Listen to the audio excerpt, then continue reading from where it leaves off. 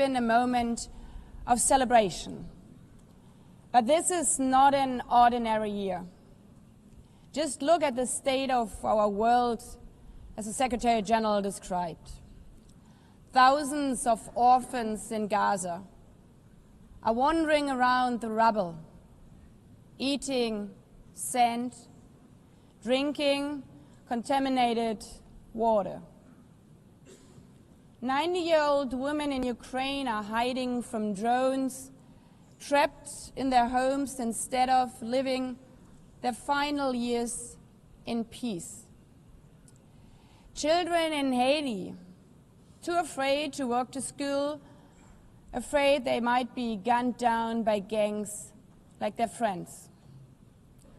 And for every conflict and tragedy that seizes the headlines, there are so many more that are forgotten, lost to the news cycle. Like women in Democratic Republic of the Congo, shielding their daughters from armed groups, fearful they might be raped. And Rohingya children spending their whole childhood in tattered tents, unable to remember what their home looks like.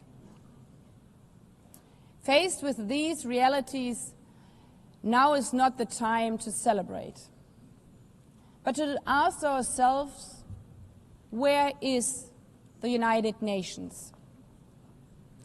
Distinguished heads of state and government, Mr. Secretary General, Excellencies, ladies and gentlemen, people out there in the world watching us. Clearly, we have to do better. But what we should not let cynics allow to weaponize these failures, to argue that our institution is a waste of money, outdated, irrelevant. When the principles of the Charter are ignored, is it the UN that has failed? When tanks rolled into Ukraine, was it because Article 2 of the Charter is not clear enough about sovereignty and territorial integrity? When civilians, children, are killed in Gaza, is it humanitarian law at fault for failing to protect them? It's not the Charter which fails. It's not the UN as an institution which fails. The Charter, our Charter, is only as strong as member states' willingness to uphold it, and their willingness to hold to account those who violate it. Excellencies, yes, our world is in pain. Yes, we have failures. But imagine how much worse would it be without the United Nations? Would a single person be better off without it? Without UNICEF, 26 million children would not have received an education. Without the World Food Programme, nearly 125 million people would have lacked life-saving food assistance.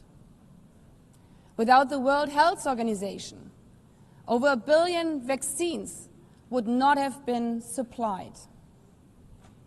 Sometimes we could have done more, but we cannot let this dishearten us.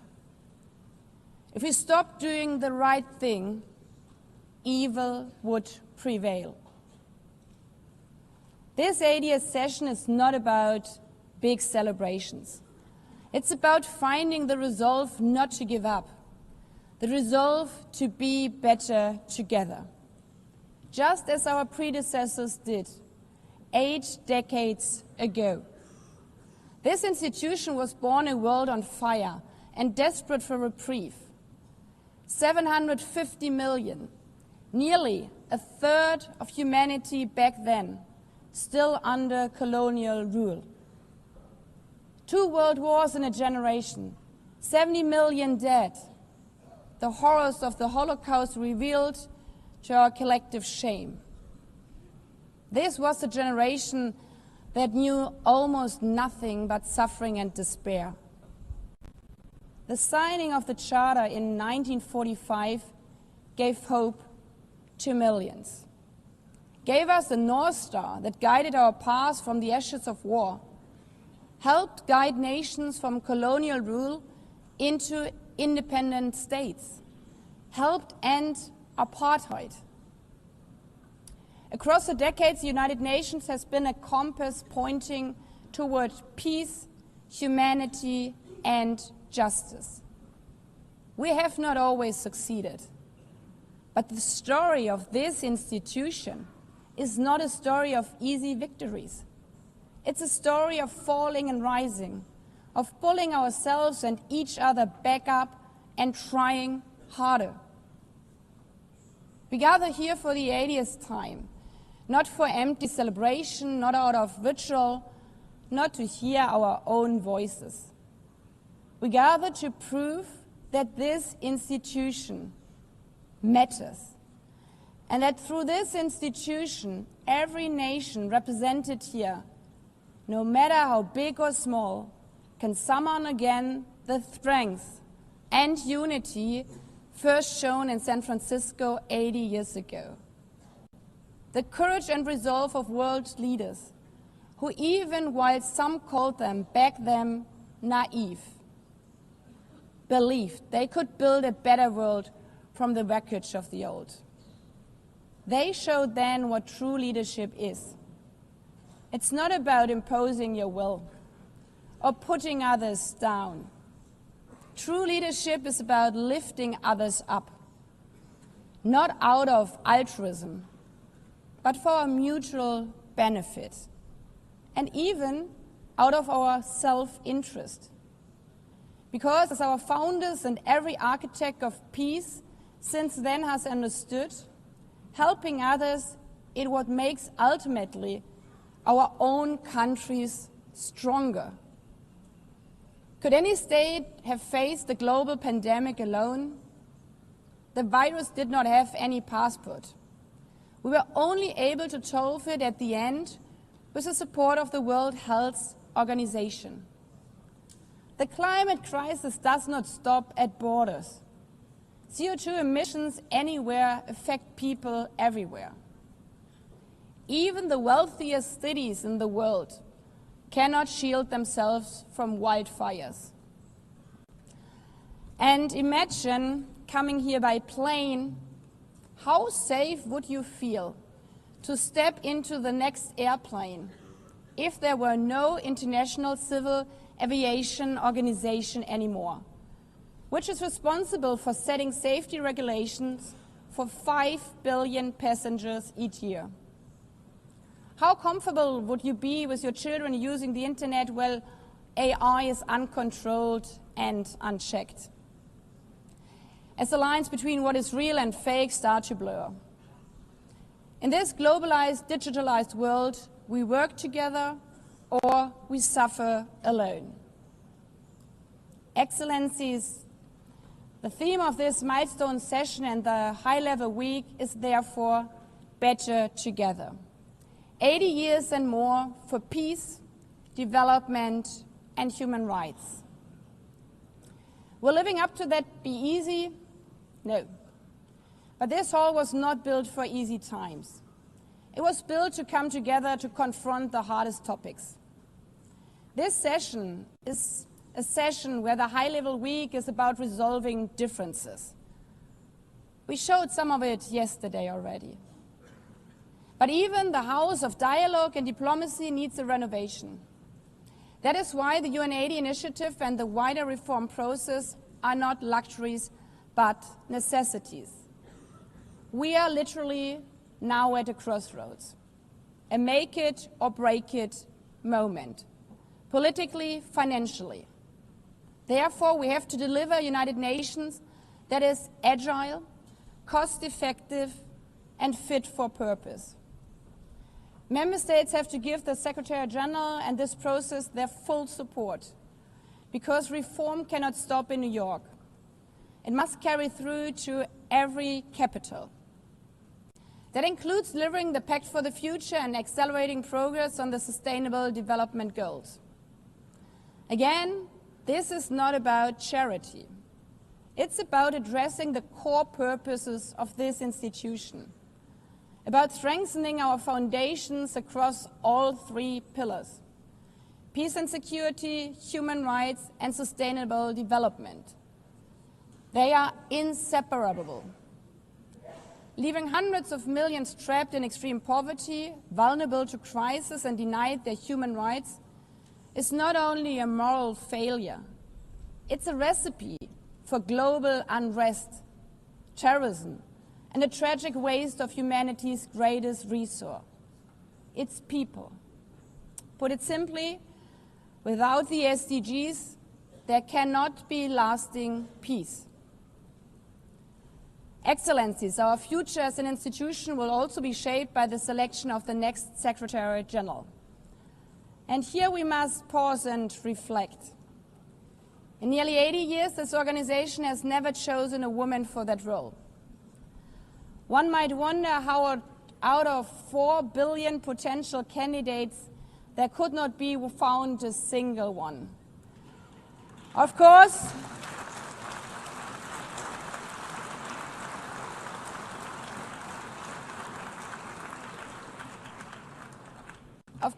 the choice rests with member states. But those of you having been there yesterday celebrating Beijing, one strong female leader after the other from all our continents. Like 80 years ago, we are standing at a crossroads. And it's up to us, to every single member state, to live up to the same leadership as your predecessors did, to act when action is needed, to uphold the principles of our Charter, to be better together, to show the people around the world that this United Nation is there, today, tomorrow, and for the next 8 decades. Because, after all, it's the life insurance for every country.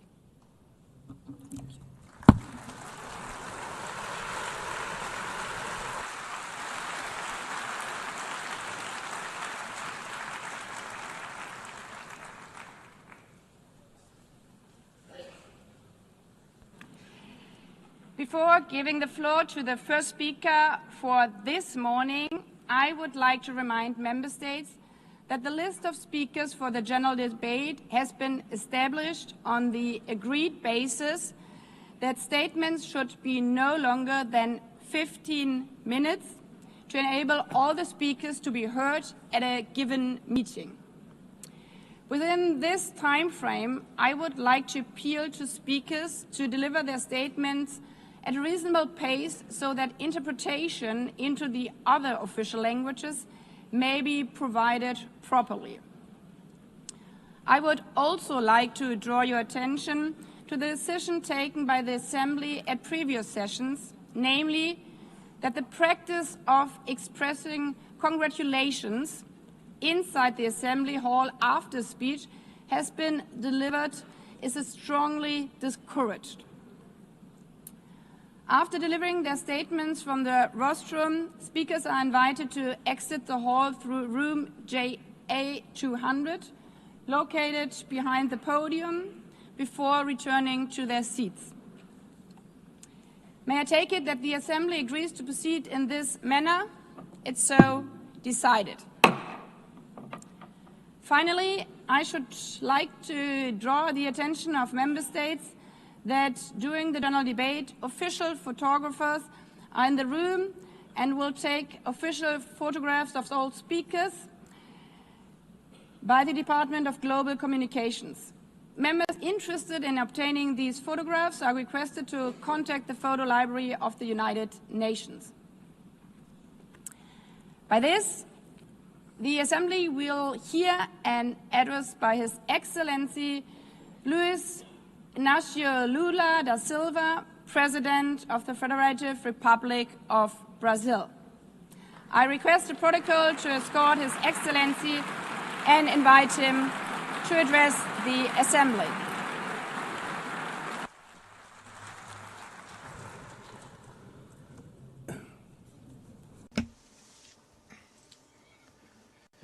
Madam President of the General Assembly, Annalena, Baerbock, Mr. Secretary General Antonio Guterres, dear heads of state and government, and representatives of the member states gathered here. This should be a time to celebrate the United Nations. Created at the end of the war, the UN symbolizes the highest expression of the aspiration for peace and prosperity.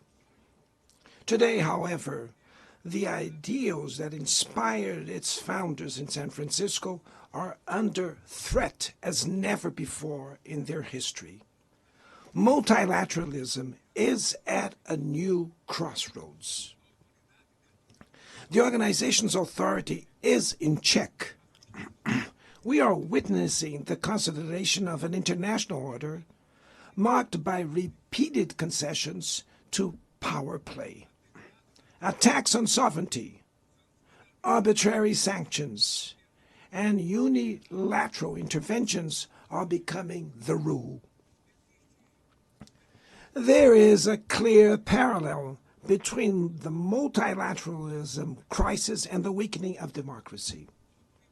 Authoritarianism is strengthened when we fail to act in the face of arbitrary acts, when the international society falters in defending peace, sovereignty, and the rule of law.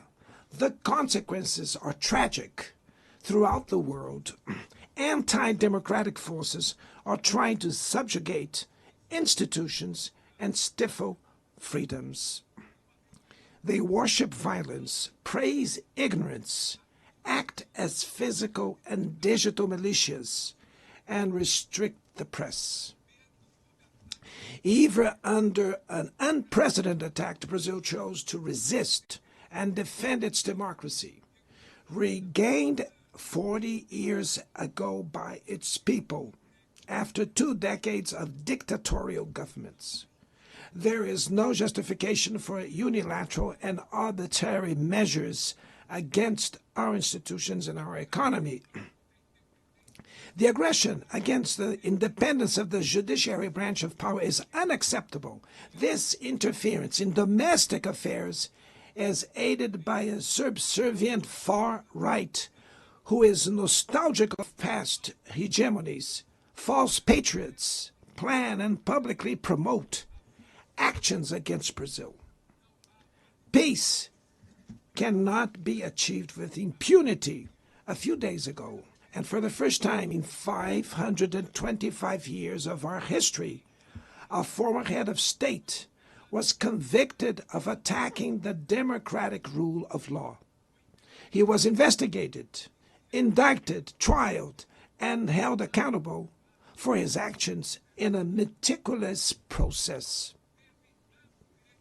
He has the right to defend himself was secured, a prerogative that dictatorships deny to their victims. Before the eyes of the world, Brazil sent a message to all aspiring autocrats and those who support them. Our democracy, our sovereignty are non-negotiable.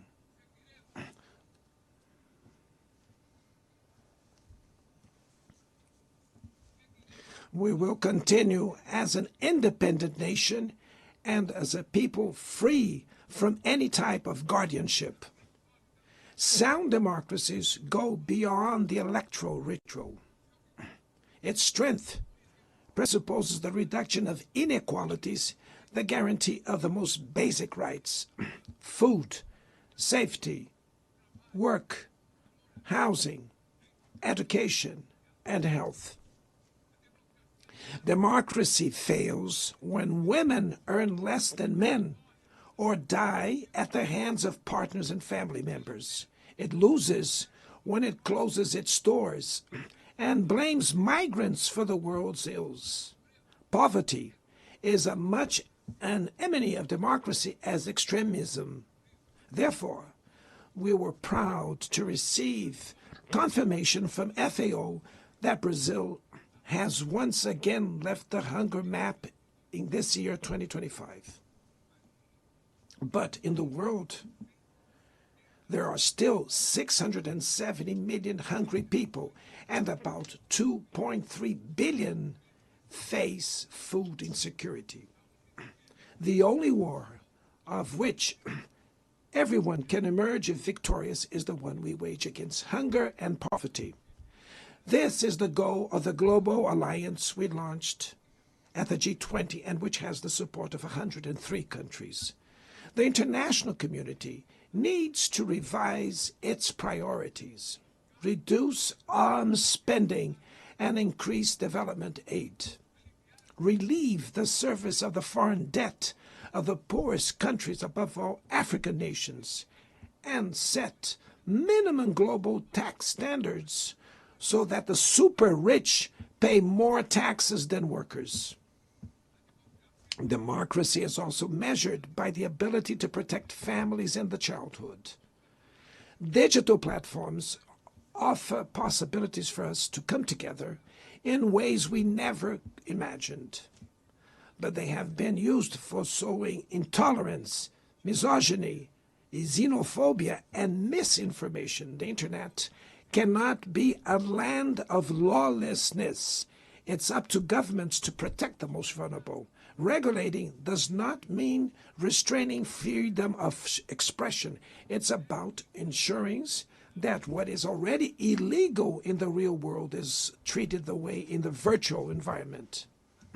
Attacks on regulation serve to cover up hidden interests and provide shelter for crimes such as fraud, human trafficking, pedophilia, and attacks against democracy.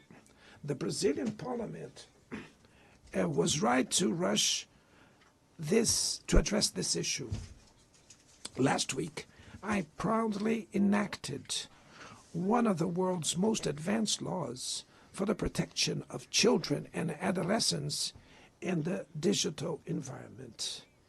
Also, we sent draft bills to the National Congress to foster competition in digital markets and to encourage the installation of sustainable data centers.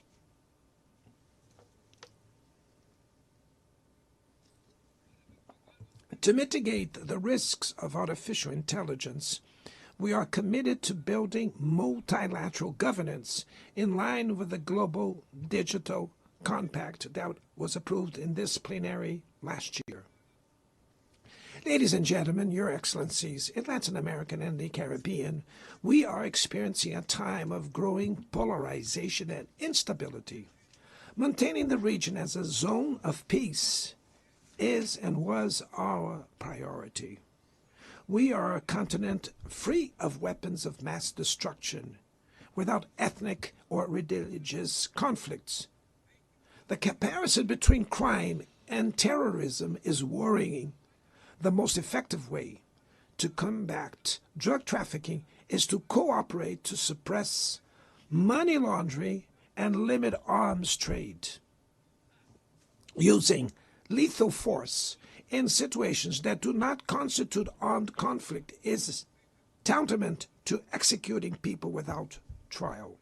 Other parts of the planet have already witnessed interventions that cause greater damage than intended, with serious humanitarian consequences. The path to dialogue must not be closed in Venezuela. Haiti has the right to a violence-free future, and it is unacceptable that Cuba be listed as a country that sponsors terrorism. In the conflict in Ukraine,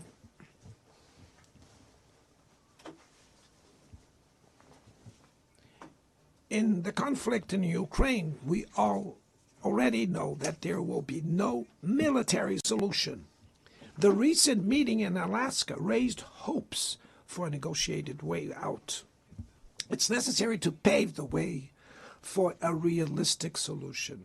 This implies taking into account the legitimate security concerns of all parties. The African Initiative and the Friends for Peace group created by China and Brazil can help promote dialogue and a diplomatic solution. No situation is more emblematic of the disproportionate and illegal use of force than the one occurring in Palestine.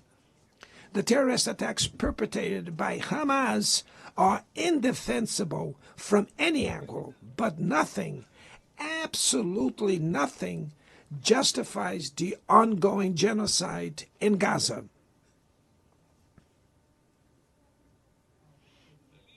There, under tons of rubble, are buried tens of thousands of innocent women and children. There, we can see that international humanitarian law and the myth of ethical exceptionalism of the West are also being buried there. This massacre would not have happened without the complicity of those who could have prevented it. In Gaza, hunger is used as a weapon of war, and the forced displacement of populations goes on unpunished. I express my admirations to the Jews who, inside and outside Israel, oppose this collective punishment. The Palestinian people are at risk of disappearing. They will only survive with an independent state integrated to the international community. This is the solution defended by more than 150 UN members, reaffirmed yesterday here in this very plenary, but barred by a single veto. It is regrettable that President Mahmoud Abbas was prevented by the host country of occupying the Palestinian bench at this historical moment.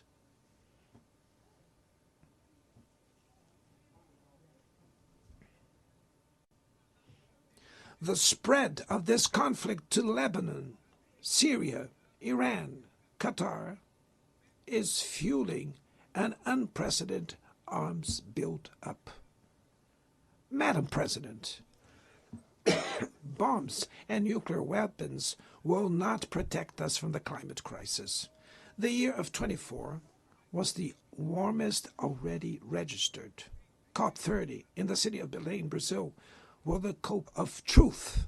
It will be the time for world leaders to prove the seriousness of their commitment to the planet.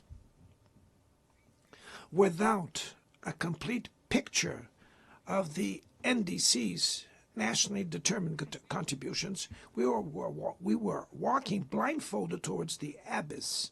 Brazil has committed to reducing its emissions by 59 and 67%, covering all greenhouse gases and all sectors of the economy.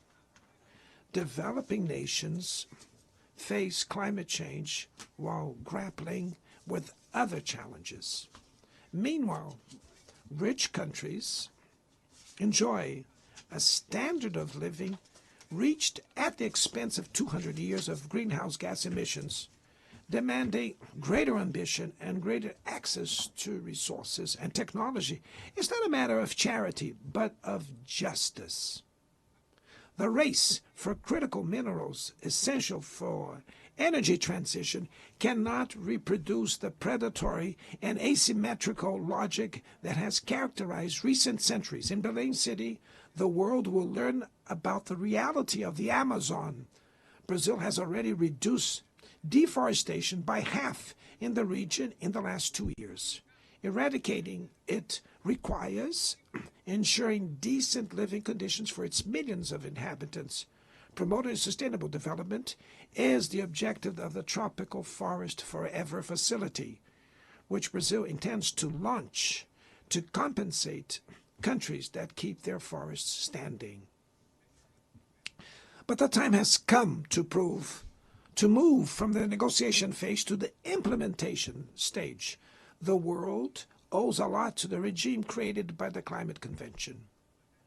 Climate change needs to be brought to the heart of the UN so that it gets the attention it deserves. a council linked to the General Assembly with the power and legitimacy to monitor commitments, provide coherence to climate action. This is a fundamental step towards a broader reform of the organization, which would also include an expanded Security Council in the 2 member categories. Few areas have worsened as much as the multilateral trading system.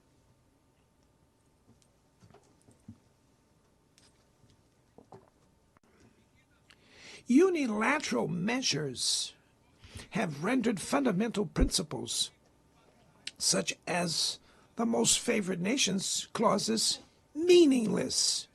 They have disrupted value chains and threw the global economy into a pernicious spiral of high prices and stagnation. It is urgent to refound the WTO based on modern and flexible foundations. Your Excellencies, ladies and gentlemen, this year, the world lost 2 exceptional public figures. Former Uruguayan President Pepe Mujica and our dear Pope Francis, both embodied the best humanist values like no other. Their lives were intertwined with the 8 decades of the UN's existence. If they were still among us, they would use this platform to remember that authoritarianism, environmental degradation, and inequality are not relentless, that the only ones defeated are those who stand idly by, resigned, and that we can defeat the false prophets and oligarchs who exploit fear and monetize hate, and that tomorrow is made of daily choices, and it takes courage to act to transform it. In the future that Brazil envisions, there is no room for the reenactment of ideological rivalries or spheres of influence. Confrontation is not inevitable.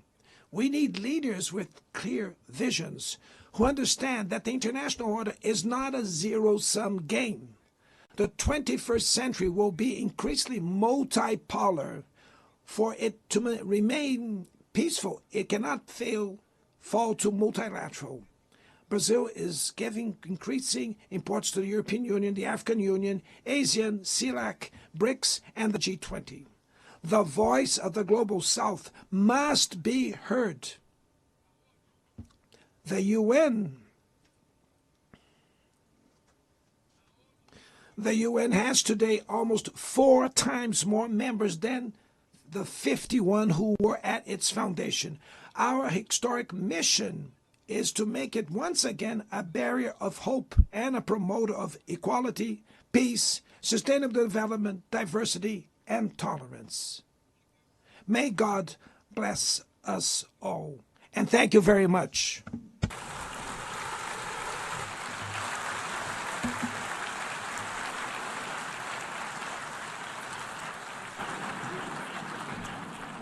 On behalf of the Assembly, I wish to thank the President of the Federative Republic of Brazil,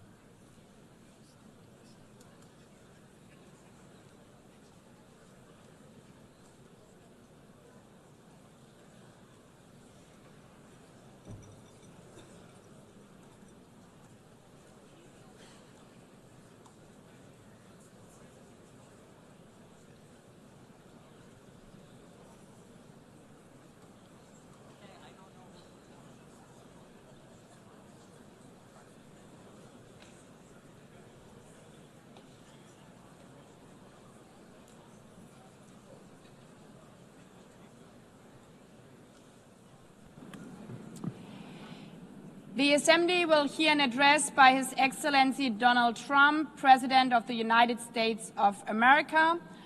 I request Protocol to escort His Excellency and invite him to address the Assembly.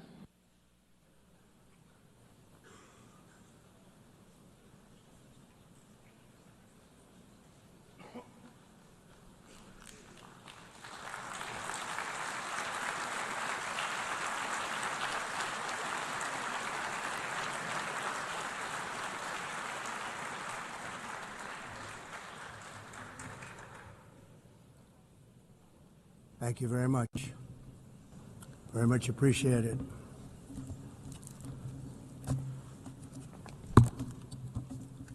And I don't mind making this speech without a teleprompter, because the teleprompter is not working. I feel very happy to be up here with you nevertheless, and that way you speak more from the heart. I can only say that whoever's operating this teleprompter is in big trouble.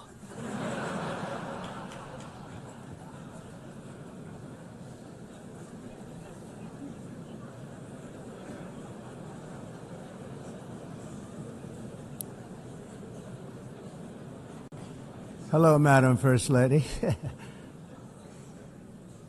Thank you very much for being here. And Madam President, Mr. Secretary General, First Lady of the United States, distinguished delegates, ambassadors, and world leaders. 6 years have passed since I last stood in this grand hall and addressed a world that was prosperous and at peace in my first term. Since that day, the guns of war have shattered the peace I forged on 2 continents. An era of calm and stability gave way to one of the great crises of our time. And here in the United States, 4 years of weakness, lawlessness, and radicalism under the last administration delivered our nation into a repeated set of disasters. 1 year ago, our country was in deep trouble, but today, just 8 months into my administration, we are the hottest country anywhere in the world, and there is no other country even close. America is blessed with the strongest economy, the strongest borders, the strongest military, the strongest friendships, and the strongest spirit of any nation on the face of the earth. This is indeed the golden age of America. We are rapidly reversing the economic calamity we inherited from the previous administration, including ruinous price increases and record-setting inflation like we've never had before. Under my leadership, energy costs are down, gasoline prices are down, grocery prices are down, mortgage rates are down, and inflation has been defeated. The only thing that's up is the stock market, which just hit a record high. In fact, it hit a record high 48 times in the last short period of time. Growth is surging, manufacturing is booming. The stock market, as I said, is doing better than it's ever done. And all of you in this room benefit by that, almost everybody. And importantly, workers' wages are rising at the fastest pace in more than 60 years. And that's what it's all about, isn't it? In 4 years of President Biden, we had less than $1 trillion of new investment into the United States. In just 8 months since I took office, we have secured commitments and money already paid for $17 trillion. Think of it, 4 years, less than $1 trillion, 8 months, much more than $17 trillion is being invested in the United States. And it's now pouring in from all parts of the world. We've implemented the largest tax cuts in American history and the largest regulation cuts in American history, making this once and again the best country on earth to do business. And many of the people in this room are investing in America, and it's turned out to be an awfully good investment during this 8-month period. In my first term, I built the greatest economy in the history of the world. We had the best economy ever, history of the world. And I'm doing the same thing again, but this time it's actually much bigger and even better. The numbers far surpass my record-setting first term. On our southern border, we have successfully repelled a colossal invasion, and for the last 4 months, and that's 4 months in a row, the number of illegal aliens admitted and entering our country has been 0. Hard to believe, because if you look back just a year ago, it was millions and millions of people pouring in from all over the world, from prisons, from mental institutions, drug dealers. All over the world they came. They just poured into our country with the ridiculous open border policy of the Biden administration. Our message is very simple. If you come illegally into the United States, you're going to jail, or you're going back to where you came from, or perhaps even further than that. You know what that means. I want to thank the country of El Salvador for the successful and professional job they've done in receiving and jailing so many criminals that entered our country.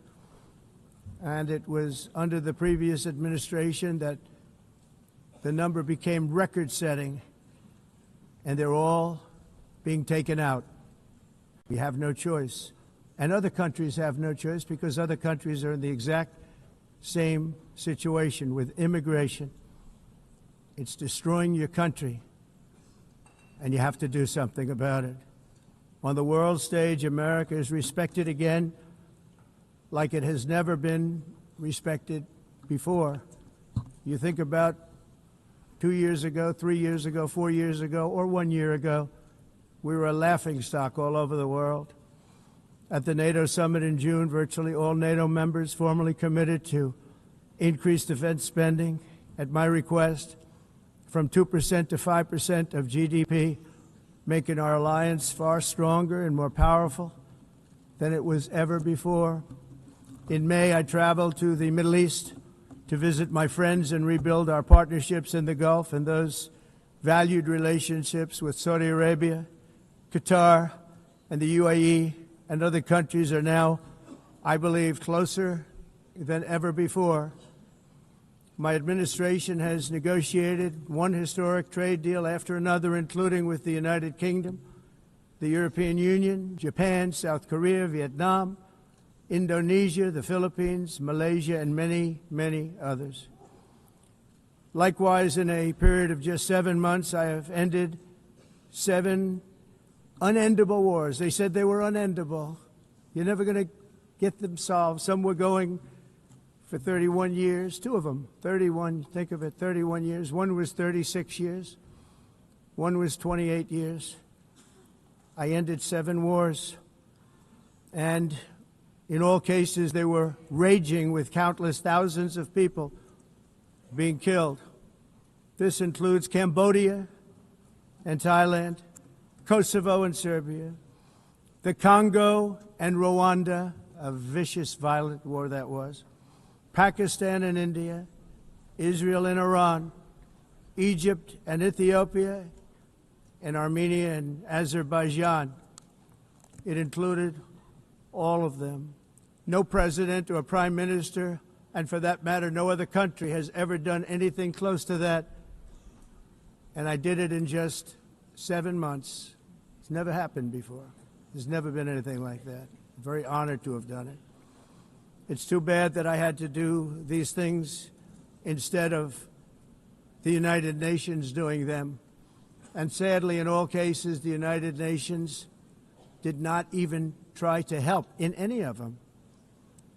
I ended 7 wars, dealt with the leaders of each and every one of these countries, and never even received a phone call from the United Nations offering to help in finalizing the deal. All I got from the United Nations was an escalator that on the way up stopped right in the middle. If the First Lady wasn't in great shape, she would have fallen. But she's in great shape. We're both in good shape. We both stood. And then a teleprompter that didn't work. These are the two things I got from the United Nations, a bad escalator and a bad teleprompter. Thank you very much. And by the way, it's working now. It just went on. Thank you. I think I should just do it the other way. It's easier. Thank you very much. I didn't think of it at the time because I was too busy working to save millions of lives. That is the saving and stopping of these wars. But later I realized that the United Nations wasn't there for us. They weren't there. I thought of it really after the fact, not during these negotiations, which were not easy. That being the case, what is the purpose of the United Nations? The UN has such tremendous potential. I've always said it. It has such tremendous, tremendous potential, but it's not even coming close to living up to that potential. For the most part, at least for now, all they seem to do is write a really strongly worded letter and then never follow that letter up. It's empty words, and empty words don't solve war. The only thing that solves war and wars is action. Now, after ending all of these wars and also earlier negotiating the Abraham Accords, which is a very big thing for which our country received no credit, never receives credit. Everyone says that I should get the Nobel Peace Prize for each one of these achievements. But for me, the real prize will be the sons and daughters who live to grow up with the mothers and fathers, because millions of people are no longer being killed in endless and unglorious wars. What I care about is not winning prizes, it's saving lives. We saved millions and millions of lives with the 7 wars. And we have others that we're working on, and you know that. Many years ago, a very successful real estate developer in New York, known as Donald J. Trump, I bid on the renovation and rebuilding of this very United Nations complex. I remember it so well. I said at the time that I would do it for $500 million, rebuilding everything. It would be beautiful. I used to talk about, I'm going to give you marble floors. They're going to give you terrazzo. I'm going to give you the best of everything.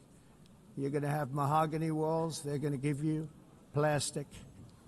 But they decided to go in another direction, which was much more expensive at the time, and which actually produced a far inferior product. And I realized that they did not know what they were doing when it came to construction, and that their building concepts were so wrong, and the product that they were proposing to build was so bad and so costly. It was going to cost them a fortune. And I said, and wait till you see the overruns. Well, I turned out to be right. They had massive cost overruns and spent between $2 and $4 billion on the building and did not even get the marble floors that I promised them. You walk on terrazzo. Do you notice that?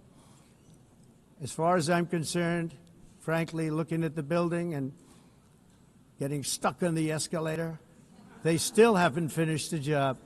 They still haven't finished. That was years ago. The project was so corrupt that Congress actually asked me to testify before them on the tremendous waste of money, because it turned out that they had no idea what it was, but they knew it was anywhere between $2 and $4 billion as opposed to $500 million with a guarantee. But they had no idea, and I said it cost much more than $5 billion. Unfortunately, many things in the United Nations are happening just like that, but on an even much bigger scale, much, much bigger. Very sad to see.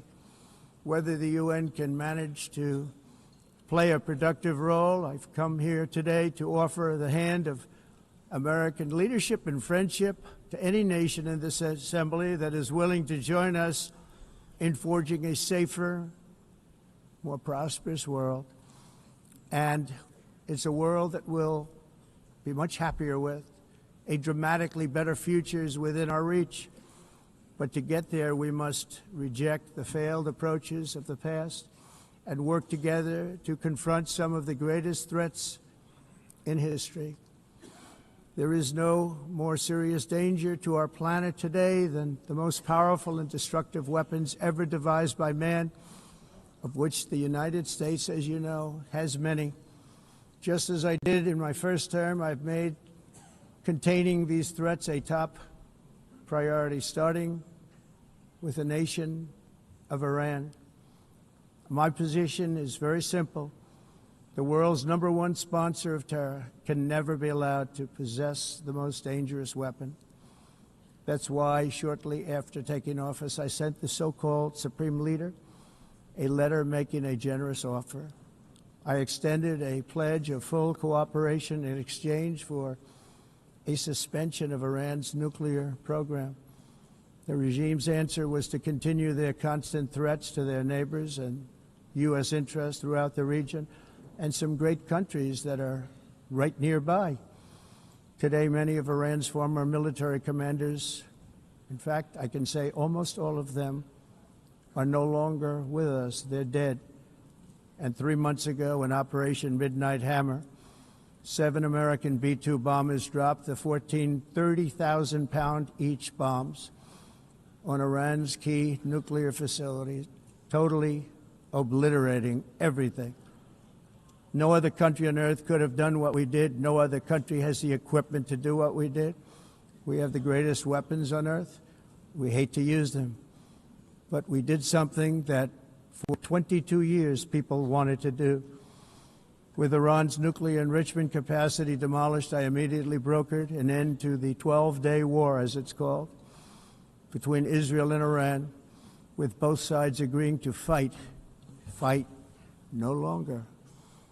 As everyone knows, I have also been deeply engaged in seeking a ceasefire in Gaza. Have to get that done. Have to get it done.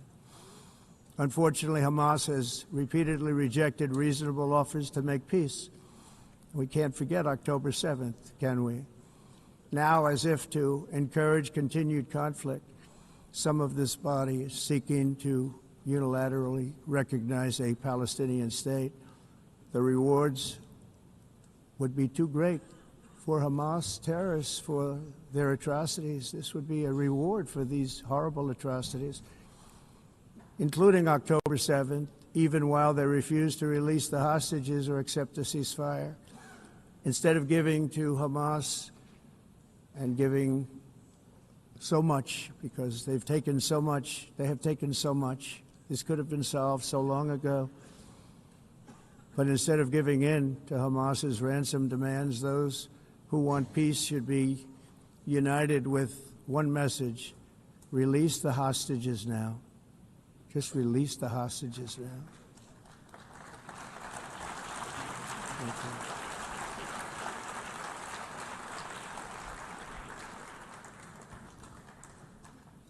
Thank you. As we have got to come together, and we will come together, got to get it done. We have to stop the war in Gaza immediately. We have to stop it. We have to get it done. We have to negotiate, immediately have to negotiate peace. We got to get the hostages back. We want all 20 back. We don't want 2 and 4. As you know, I got, along with Steve Witkoff and others that helped us, Marco Rubio, we got most of them back. We were involved in all of them. But I always said the last 20 are going to be the hardest, and that's exactly what happened. We have to get them back now. We don't want to get back 2, and then another 2, and then 1, and then 3. Have this process. No, we want them all back, and we want the actually 38 dead bodies back, too. Those parents came to me, and they want them back, and they want them back very quickly and very badly. As though they were alive, they want them. They want them every bit as much as if their son or daughter were alive. I've also been working relentlessly, stopping the killing in Ukraine. I thought that would be, of the 7 wars that I stopped, I thought that would be the easiest because of my relationship with President Putin, which had always been a good one. I thought that was going to be the easiest one. But, you know, in war, you never know what's going to happen. There are always lots of surprises, both good and bad. Everyone thought Russia would win this war in 3 days. But it didn't work out that way. It was supposed to be just a quick little skirmish. It's not making Russia look good. It's making them look bad. No matter what happens from here on out, this was something that should have taken a matter of days, certainly less than a week. And they've been fighting for 3.5 years and killing anywhere from 5,000 to 7,000 young soldiers, mostly soldiers, on both sides, every single week, from 5,000 to 7,000 dead young people, and some in cities, much smaller numbers, where rockets are shot, where drones are dropped. This war would never have started if I were president. This was a war that should have never happened. It shows you what leadership is, what bad leadership can do to a country. Look what happened to the United States, and look where we are right now in just a short period of time. The only question now is how many more lives will be needlessly lost on both sides. China and India are the primary funders of the ongoing war by continuing to purchase Russian oil. But inexcusably, even NATO countries have not cut off much Russian energy and Russian energy products, which, as you know, I found out about 2 weeks ago, and I wasn't happy. Think of it. They're funding the war against themselves. Who the hell ever heard of that one? In the event that Russia is not ready to make a deal to end the war, then the United States is fully prepared to impose a very strong round of powerful tariffs, which would stop the bloodshed, I believe, very quickly. But for those tariffs to be effective, European nations, all of you are gathered here right now, would have to join us in adopting the exact same measures. I mean, you're much closer to this. We have an ocean in between. You're right there. And Europe has to step it up. They can't be doing what they're doing. They're buying oil and gas from Russia while they're fighting Russia. It's embarrassing to them, and it was very embarrassing to them when I found out about it, I can tell you that. But they have to immediately cease all energy purchases from Russia. Otherwise, we're all wasting a lot of time.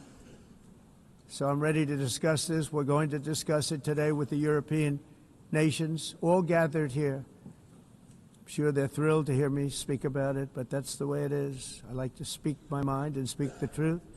As we seek to reduce the threat of dangerous weapons today, I'm also calling on every nation to join us in ending the development of biological weapons once and for all. And biological is terrible, and nuclear is even beyond, and we include nuclear in that.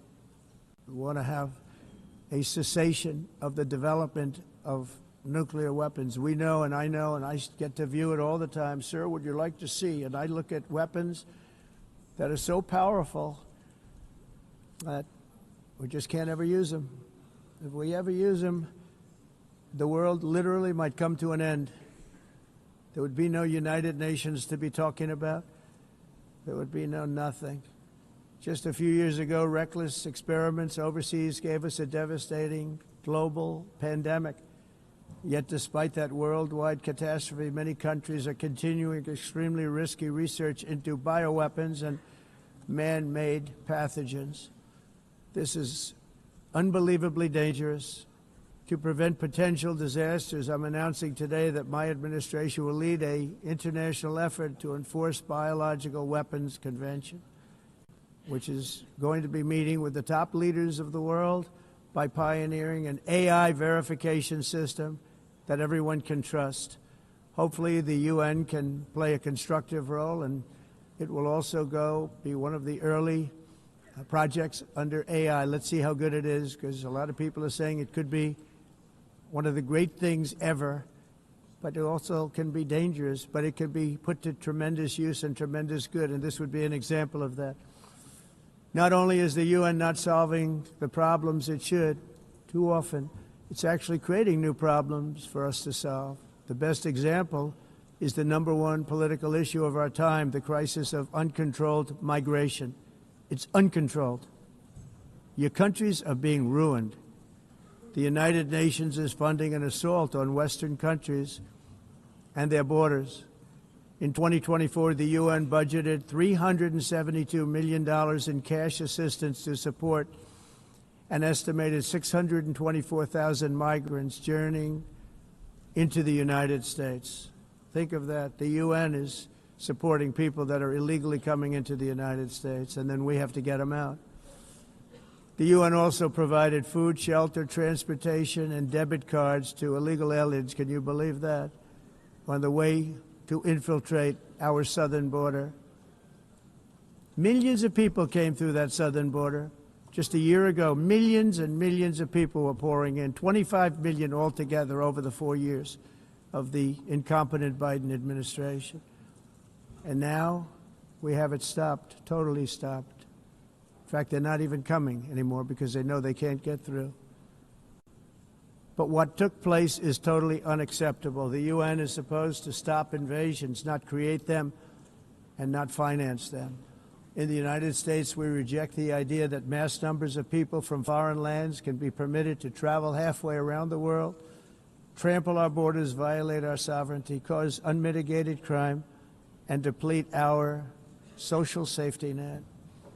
We have reasserted that America belongs to the American people, and I encourage all countries to take their own stand in defense of their citizens as well. You have to do that because I see it. I'm not mentioning names. I see it, and I can call every single one of them out. You're destroying your countries. They're being destroyed. Europe is in serious trouble. They've been invaded by a force of illegal aliens like nobody's ever seen before. Illegal aliens are pouring into Europe. Nobody is ever, and nobody's doing anything to change it, to get them out. It's not sustainable. And because they choose to be politically correct, they're doing just absolutely nothing about it. And I have to say, I look at London where you have a terrible mayor, terrible, terrible mayor. And it's been so changed, so changed. Now they want to go to Sharia law. But you're in a different country. You can't do that. Both the immigration and their suicidal energy ideas will be the death of Western Europe if something is not done immediately. This cannot be sustained. What makes the world so beautiful is that each country is unique. But to stay this way, every sovereign nation must have the right to control their own borders. You have the right to control your borders, as we do now, and to limit the sheer numbers of migrants entering their countries and paid for by the people of that nation that were there and that built that particular nation at the time. They put their blood, sweat, tears, money into that country, and now they're being ruined. Proud nations must be allowed to protect their communities and prevent their societies from being overwhelmed by people they have never seen before, with different customs, religions, with different everything. Where migrants have violated laws, lodged false asylum claims, or claimed refugee status for illegitimate reasons, they should, in many cases, be immediately sent home. And while we will always have a big heart for places and people that are struggling and truly compassionate, answers will be given. We have to solve the problem, and we have to solve it in their countries, not create new problems in our countries. And we are very helpful to a lot of countries that are just not able to send their people anymore. They used to send them to us in caravans of 25,000, 30,000 people each. These massive caravans of people pouring into our country, totally unchecked and unvetted. But not anymore. According to the Council of Europe in 2024, almost 50% of inmates in German prisons were foreign nationals or migrants. In Austria, the number was 53% of the people in prisons were from places that weren't from where they are now. In Greece, the number was 54%, and in Switzerland, beautiful Switzerland, 72% of the people in prisons are from outside of Switzerland. When your prisons are filled with so-called asylum seekers who repaid kindness, and that's what they did, they repaid kindness with crime, it's time to end the failed experiment of open borders. You have to end it now. See, I can tell you. I'm really good at this stuff. Your countries are going to hell. In America, we've taken bold action to swiftly shut down uncontrolled migration. Once we started detaining and deporting everyone who crossed the border, and removing illegal aliens from the United States, they simply stopped coming. They're not coming anymore. We're getting a lot of credit, but they're not coming anymore. This was a humanitarian act for all involved, because on the trips up, thousands of people a week were dying. Women were being raped. Nobody's ever seen anything like it. Raped, horribly beaten, raped. On the trip up, the journey up, it was a long walk. It was a long, arduous journey, indeed. And it was also a historic victory against human trafficking throughout the region. What we did was a victory, and we saved so many lives of people that wouldn't make the journey. That journey was loaded up with death. Loaded up with death. Dead bodies all along the roads of jungles to get up. They go through jungles, they go through areas so hot you couldn't breathe. They were dying of suffocation, areas so hot that you couldn't breathe. Dead bodies all over. By them not coming, we're saving tremendous numbers of lives. My people have done a fantastic job in doing what they did, and the American public agrees with it. I mean, I was very proud to see this morning I have the highest poll numbers I've ever had. Part of it is because of what we've done on the border. I guess the other part is what we've done on the economy. Joe Biden's policies empowered murderous gangs, human smugglers, child traffickers, drug cartels, and prisoners from all over the world. The previous administration also lost nearly 300,000 children. Think of that. They lost more than 300,000 children, little children, who were trafficked into the United States on the Biden watch, many of whom have been raped, exploited, and abused, and sold. Sold. Nobody talks about that. The fake news doesn't write about it. With many others, young children who are missing or dead. And we found a lot of these children, and we're sending them back, and we've been sending them back to their parents. They said, nobody knows who they are. They said, where do you come from? And they'll give us a country, and we'll find out, and we'll figure it out, and we'll bring them back to their homes. And the mother and father rush to the door, and their tears in their eyes. They can't believe that they're seeing their son or daughter, their little son or daughter again. We've done almost 30,000 of them so far. Any system that results in the mass trafficking of children is inherently evil. Yet that is exactly what the globalist migration agenda has done, and it's what it's all about. In America, those days, as you know, are over. The Trump administration is working, and we are continuing to work to track down the villains that are causing this problem, and also, as I said, to get back the 30,000 we've already returned. Now I think we're going to have another. We're going to find a lot. You're not going to find all of them. 300, more than 300,000. They're lost or they're dead. They're lost or they're dead because of the animals that did this. To protect our citizens, I've also designated multiple savage drug cartels as far as and you see this, and you see it happening right before your eyes.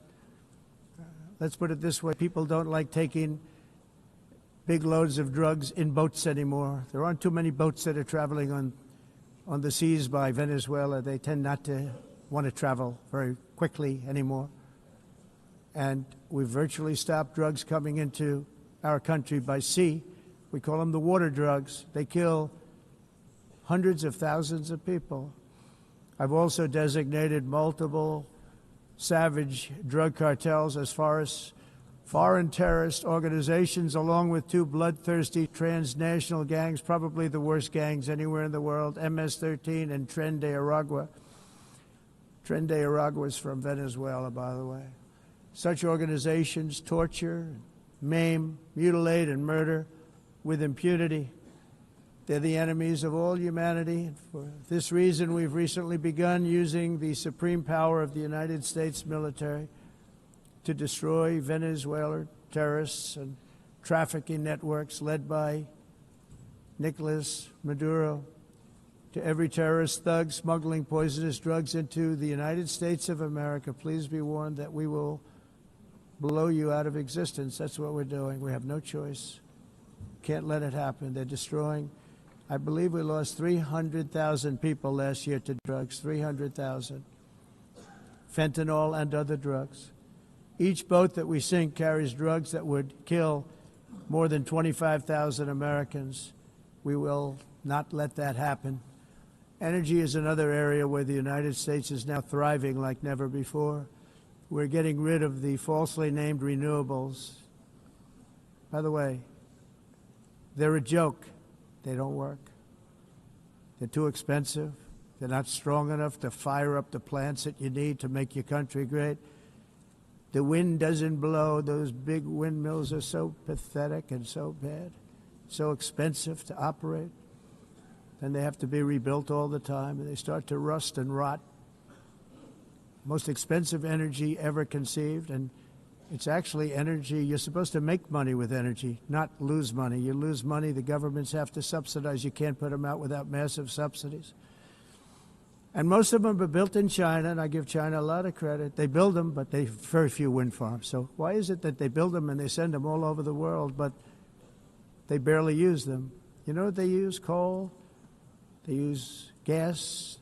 They use almost anything, but they don't like wind. But they sure as hell like selling the windmills. Europe, on the other hand, has a long way to go, with many countries being on the brink of destruction because of the green energy agenda. And I give a lot of credit to Germany. Germany was being led down a very sick path, both on immigration, by the way, and on energy. They were going green, and they were going bankrupt. And the new leadership came in, and they went back to where they were, with fossil fuel and with nuclear, which is good. It's now safe, and you can do it properly. But they went back to where they were, and they opened up a lot of different plants, energy-producing plants, and they're doing well. I give Germany a lot of credit for that. They've said this is a disaster, what's happening. They were going all green. All green is all bankrupt. That's what it represents. And it's not politically correct. I'll be very badly criticized for saying it, but I'm here to tell the truth. I don't care. It doesn't matter to me. I'm in New York City. I'm feeling a lot safer. Crime, we're getting crime down. And by the way, speaking of crime, Washington, D.C. Washington, D.C. was the crime capital of America. Now it's a totally, after 12 days, it's a totally safe city. Everyone's going out to dinner. They're going out to restaurants. Your wife can walk down the middle of the street with or without you. Nothing's going to happen. My people have done a fantastic job. And yes, I called in the National Guard, and the National Guard took care of business, and they weren't politically correct, but they took care of business. We got 1,700 career criminals out, brought them back to where they came from, the countries where they came from, or put them in jails. Washington, D.C. is now a totally safe city again, and I welcome you to come. In fact, we'll have dinner together at a local restaurant, and we'll be able to walk. We don't have to go by an armor-plated vehicle. We'll walk right over there from the White House. They've given up their powerful edge, a lot of the countries that we're talking about, in oil and gas, such as essentially closing the great North Sea oil. Oh, the North Sea, I know it so well. Aberdeen was the oil capital of Europe, and there's tremendous oil that hasn't been found in the North Sea, tremendous oil. And I was with the Prime Minister I respect and like a lot, and I said, you're sitting with the greatest asset. They essentially closed it by making it so highly taxed that no developer, no oil company can go there. They have tremendous oil left, and more importantly, they have tremendous oil that hasn't even been found yet. And what a tremendous asset for the United Kingdom. And I hope the Prime Minister is listening, because I told it to him 3 days in a row. That's all he heard.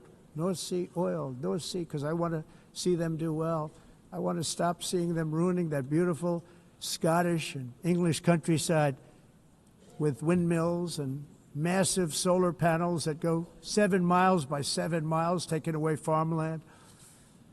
But we're not letting this happen in America. In 1982, the executive director of the United Nations Environmental Program predicted that by the year 2000, climate change would cause a global catastrophe. He said that it will be irreversible, as any nuclear holocaust would be. This is what they said at the United Nations. What happened? Here we are. Another UN official stated in 1989 that within a decade, entire nations could be wiped off the map by global warming. Not happening. You know, it used to be global cooling. If you look back years ago in the 1920s and the 1930s, they said, global cooling will kill the world. We have to do something. Then they said global warming will kill the world. But then it started getting cooler, so now they could just call it climate change, because that way they can't miss. It's climate change. Because if it goes higher or lower, whatever the hell happens, there's climate change.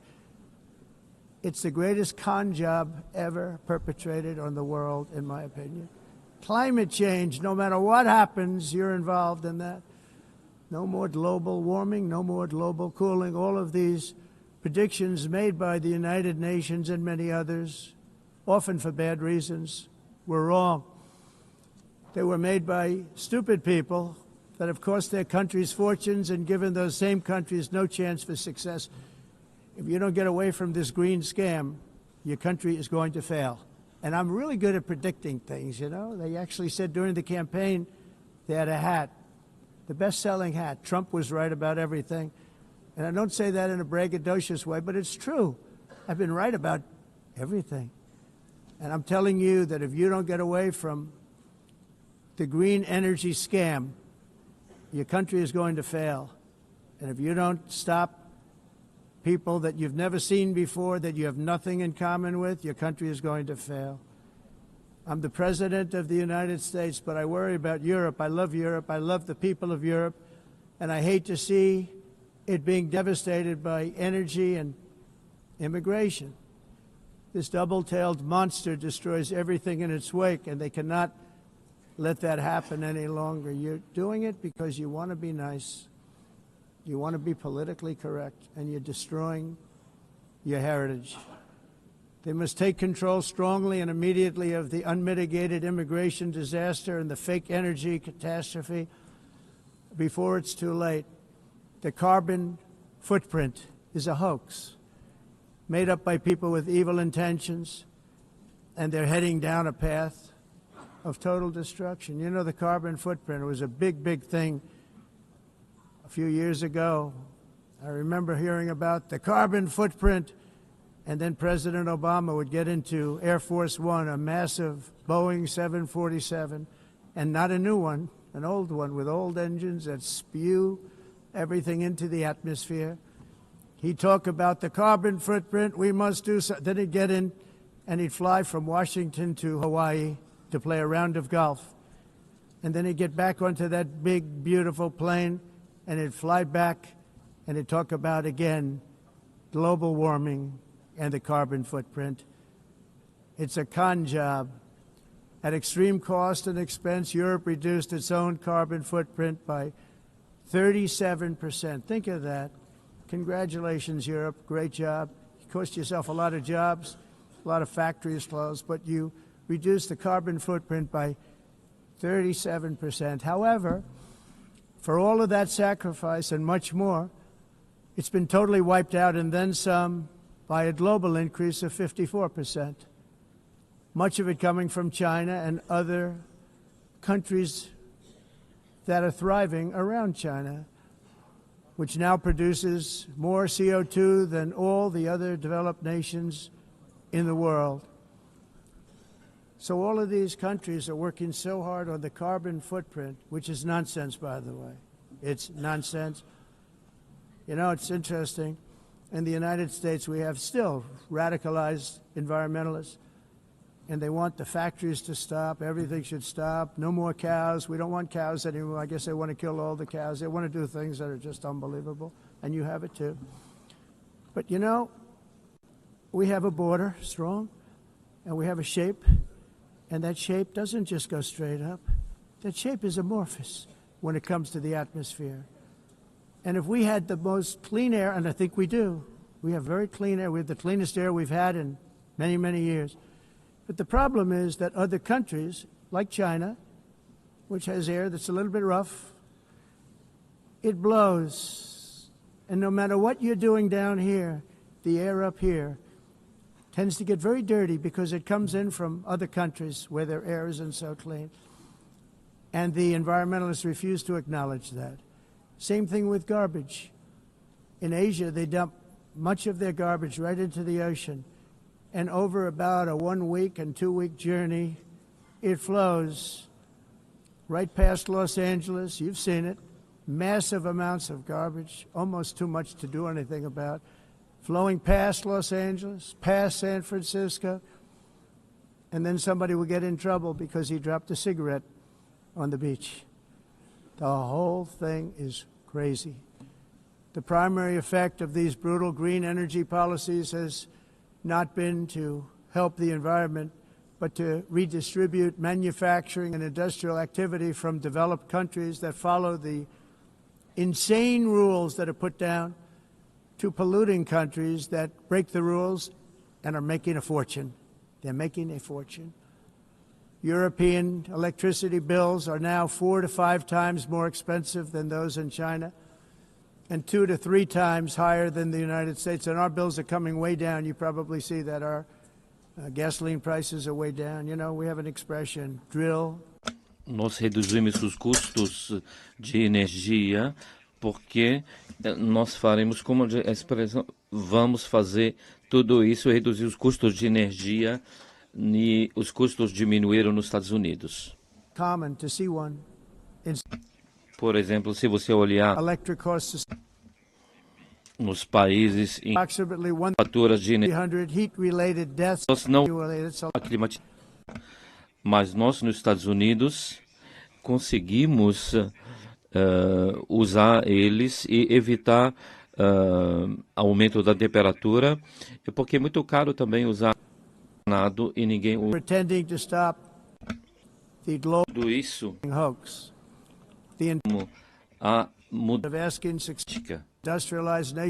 Essa agenda mundialista não tem nenhum sentido. Entire societies must be rejected completely and it must be immediate.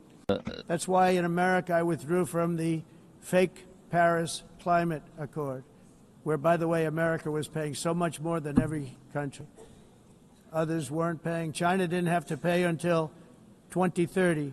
Russia was given an old standard that was easy to meet, a 1990 standard. For the United States, we're supposed to pay like $1 trillion. And I said, this is another scam. The fact is, the United States has been taken advantage of by the world for many, many years, but not any longer, as you probably noticed. I unleashed massive energy production and signed historic executive orders to hunt for oil, but we don't have to do much hunting because we have the most oil of any nation anywhere, oil and gas in the world. And if you add coal, we have the most of any nation in the world. Clean, I call it clean, beautiful coal. You can do things today with coal that you couldn't have done 10 years ago, 15 years. So I have a little standing order in the White House. Never use the word coal, only use the words clean, beautiful coal. Sounds much better, doesn't it? But we stand ready to provide any country with abundant, affordable energy supplies if you need them, when most of you do. We're proudly exporting energy all over the world. We're now the largest exporter. In the United States, we want trade and robust commerce with all nations, everybody. We want to help nations. We're going to help nations. But it must also be fair and reciprocal. The challenge with trade is much the same with climate. The countries that followed the rules, all their factories have been plundered. It's really sad to watch. They've been broken. They've been broken by countries that broke the rules. That's why the United States is now applying tariffs to other countries, and much as these tariffs were for many years applied to us, uncontrollably applied to us. We've used tariffs as a defense mechanism under the Trump administration, including my first term, where hundreds of billions of dollars in tariffs were taken in. And by the way, we had the lowest inflation, and now we have very low inflation. The only thing different is that we have hundreds of billions of dollars flowing into our country. But this is how we will ensure that the system works for everyone and is sustainable into the future. We're also using tariffs to defend our sovereignty and security throughout the world, including against nations that have taken advantage of former U.S. administrations for decades, including the most corrupt, incompetent administration in history, the sleepy Joe Biden administration. Brazil now faces major tariffs in response to its unprecedented efforts to interfere in the rights and freedoms of our American citizens and others, with censorship, repression, weaponization, judicial corruption, and targeting of political critics in the United States. I have a little problem saying this because I must tell you, I was walking in and the leader of Brazil was walking out. We saw him and I saw him, he saw me, and we embraced. And then I'm saying, can you believe I'm going to be saying this in just 2 minutes? But we actually agreed that we would meet next week. We didn't have much time to talk, like about 20 seconds. They were in retrospect, I'm glad I waited because this thing didn't work out too well. But we did talk, we had a good talk, and we agreed to meet next week, if that's of interest. But he seemed like a very nice man, actually. He liked me, I liked him. But if you, and I only do business with people I like. When I don't like them, I don't like them. But we had, at least for about 39 seconds, we had excellent chemistry. It's a good sign. But also in the past, Brazil, can you believe this, unfairly tariffed our nation, but now because of our tariffs, we are hitting them back, and we're hitting them back very hard. As president, I will always defend our national sovereignty and the rights of American citizens. So I'm very sorry to say this, that Brazil is doing poorly and will continue to do poorly. They can only do well when they're working with us. Without us, they will fail, just as others have failed. It's true. Next year, the United States will celebrate the 250th anniversary of our glorious independence, a testament to enduring power and American freedom and spirit. We will also be proudly hosting the 2026 FIFA World Cup, and shortly thereafter, the 2028 Olympics, which is going to be very exciting. I hope you all come. I hope that countless people from all over the globe will take part of these will be great celebrations of liberty and human achievement, and that together we all can rejoice in the miracles of history that began in July 4th, 1776, when we founded the light to all nations. And it's something really that an amazing thing came out of that date. It's called the United States of America. In honor of this momentous anniversary, I hope that all countries who find inspiration in our example will join us in renewing our commitment, values, and those values, really, that we hold so dear together. Let us defend free speech and free expression. Let us protect religious liberty, including for the most persecuted religion on the planet today. It's called Christianity. And let us safeguard our sovereignty and cherish qualities that have made each of our nations so special, incredible, and extraordinary. In closing, I just want to repeat that immigration and the high cost of so-called green renewable energy is destroying a large part of the free world and a large part of our planet. Countries that cherish freedom are fading fast because of their policies on these two subjects. You need strong borders and traditional energy sources if you are going to be great again. Whether you have come from north or south, east or west, near or far, every leader in this beautiful hall today represents a rich culture, a noble history, and a proud heritage that makes each nation majestic and unique, unlike anything else in human history or any other place on the face of the earth. From London to Lima, from Rome to Athens, from Paris to Seoul, from Cairo to Tokyo and Amsterdam to right here in New York City, we stand on the shoulders of the leaders and legends, generals and giants, heroes and titans who won and built our beloved nations, all of our nations, with their own courage, strength, spirit, and skill. Our ancestors climbed mountains, conquered oceans, crossed deserts, and trekked over wide open plains. They charged into thunderous battles, plunged into grave dangers, and they were soldiers and farmers and workers and warriors and explorers and patriots. They built towns into cities, tribes into kingdoms, ideas into industries, and small islands into mighty empires. You're a part of all of that.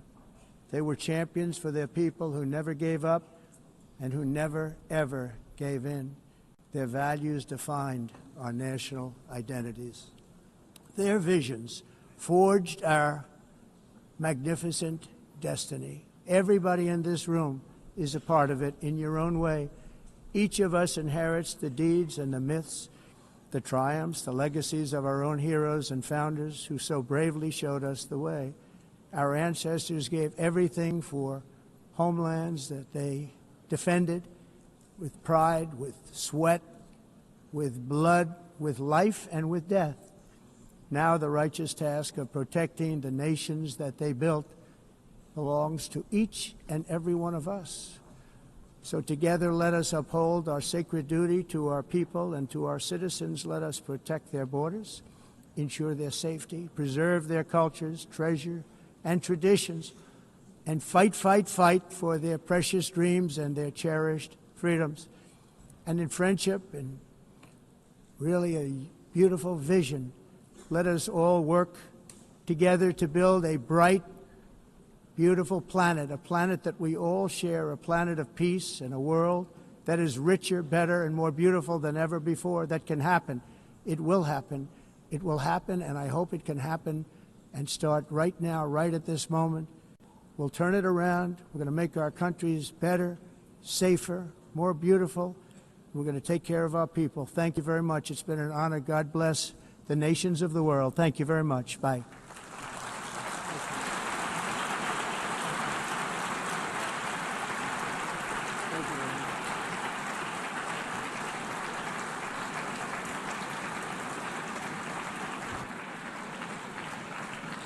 On behalf of the Assembly, I wish to thank the President of the United States,